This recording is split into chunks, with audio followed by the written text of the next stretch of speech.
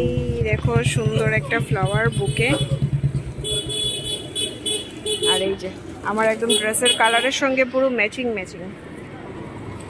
এটা সত্যি, এটা একদম মানে কোইন্সিডেন্ট একটা ব্যাপার। আমার ড্রেস আর এই বুকেটার কালার একদম ম্যাচিং। আর ফুলগুলো দেখো কি সুন্দর। বোতলের মধ্যে জল দিয়ে তারপরে রেখেছি এই যে, কারণ ফুলটা এত সুন্দর না, আর এত গরম আমি অফিস থেকে আনতে আনতেই ফুলটা শুকিয়ে যাচ্ছিল। এই কারণে বাড়িতে এসে, আর কাচের বোতল যেহেতু, এইগুলো তো মানে এর মধ্যে ঢোকালে বোতলটা পড়বে না, এই কারণে এখানে রেখেছি। দেখি কতটা ভালো থাকে। গরমে তো আমাদের অবস্থা খারাপ, তোমাদেরকে আর বলে লাভ নেই। এসেই রান্না বসিয়ে দিয়েছি, ড্রেসটা চেঞ্জ করে নিই, ওর ড্রেসগুলো ভিজিয়ে দিয়েছি, রান্নাটা আগে চাপিয়ে দিয়েছি। এই যে এসেই এসি অন, কারণ সাংঘাতিক গরম, মানে অফিস থেকে বাড়ি আসতে আসতে আমার অবস্থা খারাপ। এখানে বসিয়েছি উচ্ছে আর আলু ভাজা, এটা অলমোস্ট ডান। আর আজকে রান্না করব চন্দনা শুটকি, এটা কেটে ধুয়ে রেখেছি। আর এই বেগুন ঝিঙে যা যা ছিল দিদি কেটে দিয়েছি, এগুলো দিয়ে রান্না করছি। আর একটু এসে এখানে এসে হাওয়া খাচ্ছি। এত গরম আর পারা যাচ্ছে না, মানে সত্যি কথা। এইবার সব জায়গাতে গরম, সব জায়গাতে। মানে যতটুকু শুনতে পারলাম যে এইবার ইন্ডিয়াতে মানে সবচাইতে হটেস্ট, মানে যেটা ওই সামার আর কি হতে চলেছে। প্রত্যেক দিন মনে হচ্ছে যেমন 1-2 ডিগ্রি করে গরমটা বেরিয়েই চলছে। সারাদিন তো অফিসে থাকি, এত একটা টের পাই না। এই বাড়ি থেকে অফিসে যাওয়া আর অফিস থেকে বেরিয়ে যখন বিক্রমের জন্য দাঁড়িয়ে থাকি, বা অফিস থেকে বেরিয়ে বাড়িতে আসা পর্যন্ত মানে পুরো সেদ্ধ হয়ে যায়, হয় না? যেমন কিরকম একটা ফিল হয়, পুরো বারবিকিউ হয়ে যায়। অফিস থেকে বেরোলেই মনে হয় পুরো ছেঁকা লেগে গেছে। তো রান্নাটা বসিয়ে একটু করে রান্না করছি। এসেই আগে এসিটা অন করেছি, মানে বিল যাই উঠো কিন্তু গরম সহ্য করা যাচ্ছে না। তো একটু করে রান্না করছি, এসে একটু ঠান্ডা হাওয়া খাচ্ছি। আর কাপড়গুলো ভিজিয়ে দিয়েছি, একেবারে রান্নাটা হয়ে গেলে কাপড়গুলো ধুয়ে তারপর স্নান করে নেবো, স্নান করে পুজো দেবো, তাহলে ব্যাপার। আর আজকে চন্দনা শুটকিটা রান্না করছি, তার কারণ হলো এইবার মা রিম্পি ওরা আসার সময়, মানে আমার বোনের বর, ও প্রায় 2000 টাকার শুটকি এনেছে, 2000 টাকার শুটকি মাছ। তো মানে প্রচুর শুটকি মাছ, ট্যাংরা শুটকি, চন্দনা শুটকি, তারপর শীতল শুটকি, তারপরে ইলিশ শুটকি তো অ্যাকচুয়ালি ঠান্ডার সিজনে বেশি ভালো পাওয়া যায় না, তো ওইটা আনতে পারিনি। বাদ বাকি সব কিছু মিলে প্রায় 2000 টাকার শুটকি মাছ এনেছে। এবার এত শুটকি যে, আর আমাদের অ্যাকচুয়ালি রেগুলার যদি ওই চাটনি খাওয়া হয়, শুটকির চাটনি সেটা যদি খাওয়া হয়, সেটা তো মানে ওই যেটা শীতল শুটকি আছে ওইটা দিয়েই খাওয়া হয়। তো ওইটা প্রায় শেষের পথে, ওইটার অল্প একটু আছে। তো দেখি যদি কেউ আসে আগরতলা থেকে, বা যদি শাশুড়ি বা ওরা আসে, বলবো ওটা নিয়ে আসার জন্য। বাদ বাকি প্রচুর শুটকি মাছ রয়েছে। তো আজকে অ্যাকচুয়ালি আমি দিদিকে সবজিগুলো এইরকমভাবে কাটিয়েছিলাম, আমি ভেবেছিলাম ট্যাংরা শুটকি রান্না করব, বাট ও বলছে যে একটা কাজ করো, চন্দনা শুটকি করো। আমি বললাম এরকমভাবে আমি যদি জানতাম যে চন্দনা শুটকি রান্না করবো, তাহলে সবজি অন্যরকমভাবে কাটাতাম, বা এত মানে ঝিঙে বেগুন সব কিছু এত কিছু দিতামও না। ও বলছে কিচ্ছু হবে না, যেরকমভাবেই কাটিয়েছো কিচ্ছু হবে না, ওই চন্দনা শুটকি রান্না করো। তো ওর কথা মতো এখন এটা চন্দনা শুটকি রান্না করছি। শুটকি মাছটা ভেজে তুলে এসেছি, আর সবজিগুলো দিয়ে এসেছি ভাজার জন্য। তো রান্নাবান্না কমপ্লিট, কাপড় টাপড় ধুয়ে স্নান করে চলে এসেছি। এখন ঘুরতে বাজে 11টা 7, এবার যাবো ডিনার করতে। আর তোমাদেরকে বলা হয়নি যে এই যে সুন্দর বুকেটা তোমাদের সঙ্গে আমি শেয়ার করেছি, তোমাদেরকে দেখিয়েছি এটা কে বা কারা আমাকে দিয়েছে। অ্যাকচুয়ালি আজকে খুবই একটা স্পেশাল দিন, সেটা হলো, বাই দ্য ওয়ে তোমাদেরকে বলাই হয়নি, আজকে হলো এপ্রিলের 18 তারিখ, মানে বৃহস্পতিবার। তো আজ থেকে ঠিক 2 বছর আগে এপ্রিলের 18 তারিখ আমি আমার কলকাতায় এসে ফার্স্ট যে জবটা জয়েন করেছি, সেখানে আজকে আমার 2 বছর কমপ্লিট হলো। অ্যাকচুয়ালি মার্চের 29 তারিখ, 2022 মার্চের 29 তারিখ আমি কলকাতায় এসেছিলাম। এসে আমি ফার্স্ট ইন্টারভিউ দিয়েছিলাম এই অফিসেই, আর এখানেই আমার সিলেকশন হয়। আর ফর্চুনেটলি আমি মানে সেই বলতে গেলে 15-16 দিনের মধ্যেই এই অফিসের মধ্যে আমি জয়েন করি। মানে কলকাতায় আসার পর 15-16 দিন মতো, বা 17-18 দিনের মতো আমি বাড়িতে থেকেছিলাম, তারপরেই আমি অফিস জয়েন করি। আর এটাই হলো আমার এই অফিস, যেখানে আমার দেখতে দেখতে 2 বছর কমপ্লিট হয়ে গেছে। মানে আমি যদি ভাবি না, আজকেও মানে মনে হয় সেদিন মাত্র আমার বিয়ে হলো, আমি কলকাতায় এলাম, এখানে এসে জব মানে দেখতে দেখতে 2 বছর যে কীভাবে কেটে গেল সিরিয়াসলি মানে ভাবলেও অবাক লাগে যে সময় কত তাড়াতাড়ি যায়। তো যাই হোক, আর বেশ ভালো লাগলো আজকে কোম্পানির তরফ থেকে এত সুন্দর একটা সুইট জেস্টার যেটা আমার জন্য ছিল, আমার দারুণ লাগলো। অফিসে অ্যাকচুয়ালি আমি মানে ভিডিও করার মতো অবস্থা অ্যাকচুয়ালি ছিল না, সেই কারণে করিনি। তবে ছোট একটা ক্লিপ আমার কাছে আছে, এটা আমি এর মধ্যে অ্যাটাচ করে দেবো, তোমরা দেখে নিও, আশা করি তোমাদেরও ভালো লাগবে। আর আমার অ্যাকচুয়ালি যদি মানে কাজের জায়গাতে বা জবে যদি বলো, আমার আগের অফিসও আমার অনেক বছরেরই মানে কন্টিনিউ আমি করেছি। বিয়ে হয়েছিল আর আমি কলকাতায় আসবো বলেই আমি ওটা ছেড়েছিলাম। হ্যাঁ না না, তো বিয়ের পর আমি কলকাতায় চলে আসবো, এই কারণেই আমি আগের অফিসও ছেড়েছিলাম, আদারওয়াইজ ওটাও ছাড়তাম না। তো আমার মানে খুব না তাড়াতাড়ি মানে ফটাফট একটার পর একটা জব চেঞ্জ করা বা ওরকম জিনিসটা আমার, যদি সব কিছু ঠিকঠাক থাকে তাহলে 2 দিন পর পর জব চেঞ্জ করা বা ওরকম সামথিং, আমার এই জিনিসগুলো আমার ভালো লাগে না। আর সবচাইতে বড় কথা যদি বলি এই অফিস সম্পর্কে বা এই কাজটা সম্পর্কে, তাহলে আমি মানে শুধু এইটুকুই বলতে পারবো যে আমার কাছে তখন শহরটাও নতুন ছিল, আর এখানে এসে এখানের লোকজন, এখানের কালচার, এখানের কথাবার্তা মানে সব কিছু A to Z সব কিছুই আমার কাছে নতুন ছিল। তো সব মিলিয়ে আমার আগে যাই এক্সপিরিয়েন্স ছিল সেটা আমার লোকাল জায়গাতে, মানে আমার লোকাল মানুষ, মানে সব কিছুই আমার একটা কমফোর্ট জোন ছিল। বাট এখানে এসে আমার সব কিছুতেই প্রথম একটা আনকমফোর্টনেস ছিল। যেরকম মানে আমি এখানে এসে প্রথম কথা বলতেও আমার একটু কীরকম লাগতো, কারণ আমরা যতটাই চেষ্টা করি বাট আমাদের সেই বাঙালের একটা টান থাকি। তো প্রথম আমি অফিসে কথা বলতেও একটু লজ্জা পেতাম, কারণ যদি ওরা আমার কথা শুনে হাসে। বাট আস্তে আস্তে যত দিন গেল, ওরা হাসে না, মানে এখন তো ব্যাপারটা এরকম হয়ে গেছে, আমার যারা সহকর্মীরা আছে বা আমার কলিগ যারা আছে তারা ইভেন আমার থেকে মানে আমাকে বলে যে মাম্পিদি এটা বলো বা মাম্পি এটা বলো, ওরা আমাকে কপি করার চেষ্টা করে। মানে আমি যেভাবে কথা বলি, অনেক সময় ধরো অফিসে আমার মার ফোন এলো বা শাশুড়ি মায়ের ফোন এলো বা বিক্রমের ফোন যখন আসে, তখন আমরা আমাদের সেই আগরতলার বা ত্রিপুরার লোকাল ভাষায়ই কথা বলি। তো ওরা এইটা শুনে উল্টো মজা পায়, যে এই জিনিসটা আমি প্রথম ভয় পেতাম যে ওরা হয়তো মানে আমার কথা শুনে হাসবে বা আমাকে নেগলেক্ট করবে, বাট ওরা এই জিনিসটা এনজয় করে, ওরা মানে মজা পায়। ইনফ্যাক্ট আমাকে শুনে ওরা আবার এটা অনেকেই আছে যারা এটা আবার নকল করে। তো এই হলো ব্যাপার। আর ওভারঅল সব কিছু বলতে গেলে আমি এটুকুই বলবো, নতুন জায়গা, সব কিছুই নতুন ছিল অবভিয়াসলি, মানে সব কিছুর সঙ্গে ম্যানেজ করতে বা মানিয়ে নিতে আমারও টাইম লেগেছে।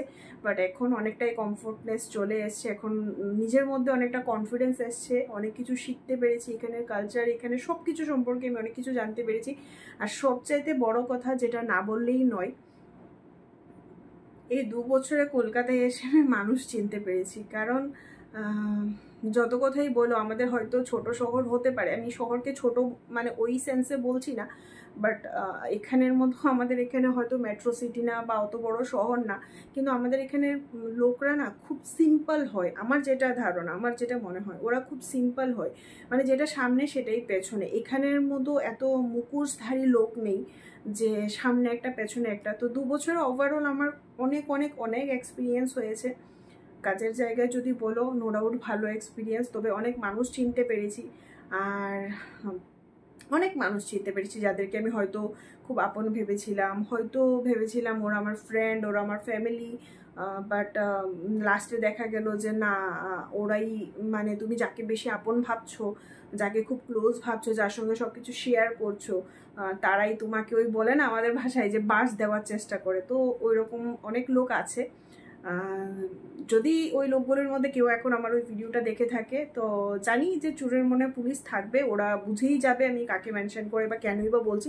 তো চলো এখন আর ওই সমস্ত কথা বেশি বাড়িয়ে লাভ নেই, যেটা হয় ভালোর জন্যই হয়, বলে না যেমন হুচট খেলে মানুষ শিখে, সেরকম বাস খেয়ে আমিও মানুষ চিনেছি। তো এই হলো ব্যাপার, চলো ডিনারটা করে আসি। এই হলো আমাদের ডিনার, ভাত, শুটকি মাছ, আর এই যে আমাদের বিক্রমবাবু এর সঙ্গে এবার একটা কাঁচা পেঁয়াজ নিয়েছে। আর ভাজাটা এখন নেইনি, যেহেতু তেঁতু, অনেকে বলে যে তেঁতু রাতে খেতে নেই না, হ্যাঁ তেতু রাতে খেতে নেই, যে যেটাই হোক আমরা জাস্ট এটা দিয়ে ডিনার করব। মাম্পিদি 2 বছর পূর্ণ করেছে সমৃদ্ধি ডিজিটালে।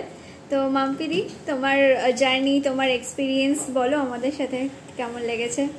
এক্সপিরিয়েন্স তো খুব ভালো ছিল। সবচাইতে বড় কথা আমি এখানে অনেক কিছু শিখেছি, এখানের কালচার, এখানে সব কিছু। কারণ কলকাতাতেও আমি নতুন, আর এখানে এসে এটাই আমার ফার্স্ট অফিস, তো অনেক কিছু শিখেছি।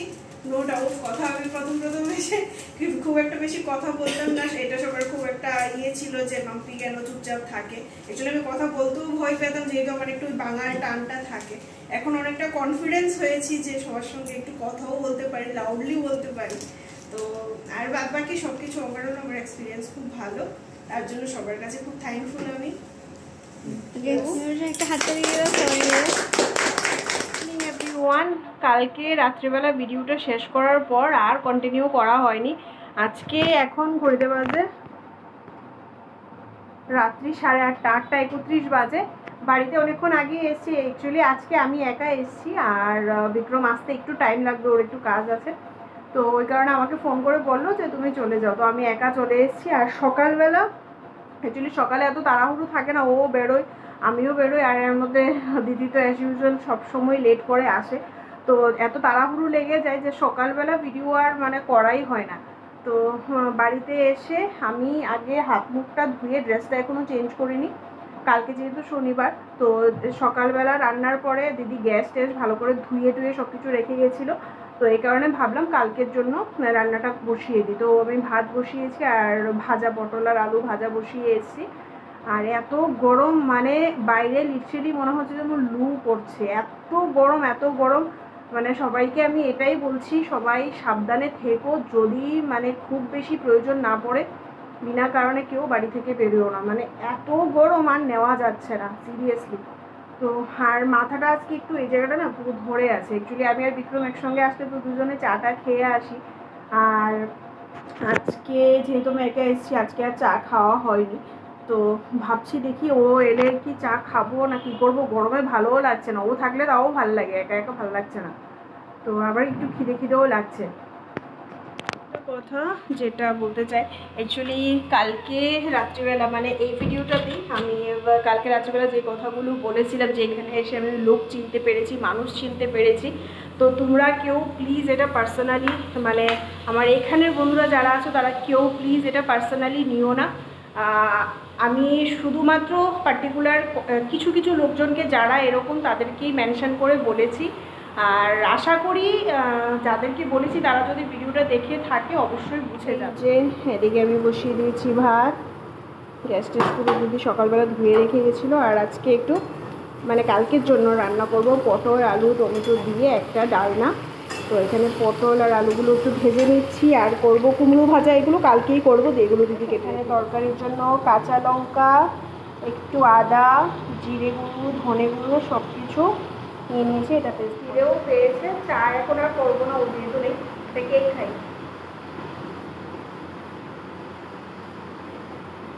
এই কেকগুলো খেতে না বেকারির, এই যে কেকগুলো দারুণ লাগে না কাছে। আগে পাওয়া যেত আমাদের পাড়ার বেকারিগুলোতে 1 টাকা করে 2 টাকা করে কেক, এগুলো বেশ ভালো লাগতো, তেল লাগতো, দারুণ লাগতো খেতে। তো এই যে কেক খেয়ে আমার মন ভরালো না, এবার বিস্কিট নিয়েছি, সন্দেশ বিস্কিট। এবার আমি একটা বোকার মতো কাজ করেছি, বিস্কিটটা আর কেকটা একই কৌটোর মধ্যে রেখেছি, একটু বিস্কিটটা নরম নরম। এইদিকে আমার পটলের মানে পটল আলুর ডালনার মশলা কষানো হয়ে গেছে। এবার এর মধ্যে অল্প একটু চিনি দেবো, কারণ নিরামিষ তরকারি একটু চিনি না হলে ভালো লাগে না। বাস মশলা দেখো সুন্দর করে কষে গেছে, আর এই যে মশলা থেকে তেল ছাড়তেও শুরু করে দিয়েছে। এবার এর মধ্যে আলু আর পটলটা দিয়ে আর একটু ভালো করে কষিয়ে নেব।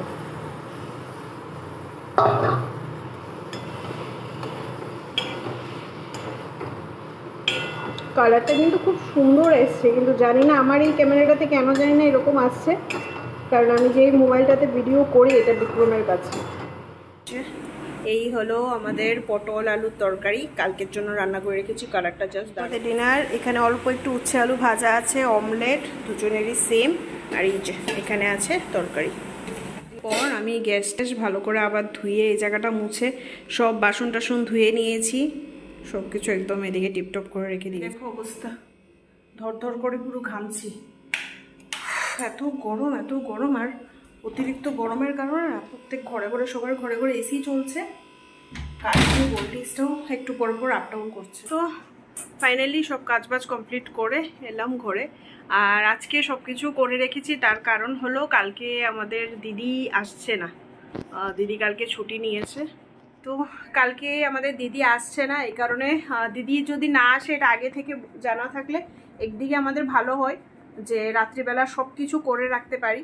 আর নাইলে দিদির জন্য সকাল সকাল আমি ঘুম থেকে উঠে যাই, মানে আমার 100 বার ঘুম ভাঙে সকালবেলা, শুধু এইটা ভেবে যে দিদি এসে যদি বেল বাজায় আর আমি যদি শুনতে না পাই তাহলে তো দিদি রিটার্ন চলে যাবে। ওই ভেবে আমি মানে বারবার করে ঘুম ভাঙে। আর যদি জানি যে দিদি আসবে না তাহলে রাত্রিবেলা সব কিছু করে রাখি, সকালবেলাও এত তাড়া থাকে না। তো চলো, আর কালকে তো উঠে আবার তাড়া না থাকলেও বাট সেই অনেকগুলো কাজ এক্সট্রা আমাকেই করতে হবে যেগুলো দিদি করে। তো যথারীতি উঠতেও হবে তাড়াতাড়ি। আর কালকে আবার শনিবার, কালকে এটা ভেবে আনন্দ লাগছে যে কালকে আর একটা দিন মাত্র অফিস। তো চলো, এরই সঙ্গে আজকের এই ছোট্ট ভিডিওটা এখানেই শেষ করছি। বেশি কথা বলা যাচ্ছে না, গরমে পুরো হাঁপিয়ে যাচ্ছি। ছোট্ট ভিডিওটা এখানেই শেষ করছি। যদি তোমাদের এই ভিডিওতে কিছুও ভালো লেগে থাকে তাহলে প্লিজ ভিডিওটা ছেড়ে যাওয়ার আগে অবশ্যই একটা লাইক, কমেন্ট, শেয়ার করে দিও। আর নতুন বন্ধু যারা আছো এখনও চ্যানেলটিকে সাবস্ক্রাইব করুন, তারা প্লিজ আমার চ্যানেলটিকে সাবস্ক্রাইব করো, পাশে থেকো। তোমাদের সঙ্গে আবার নতুন কোনো একটা ভিডিও নিয়ে দেখা হবে। ততক্ষণের জন্য সবাই ভালো থেকো, সুস্থ থেকো। Tata, good night.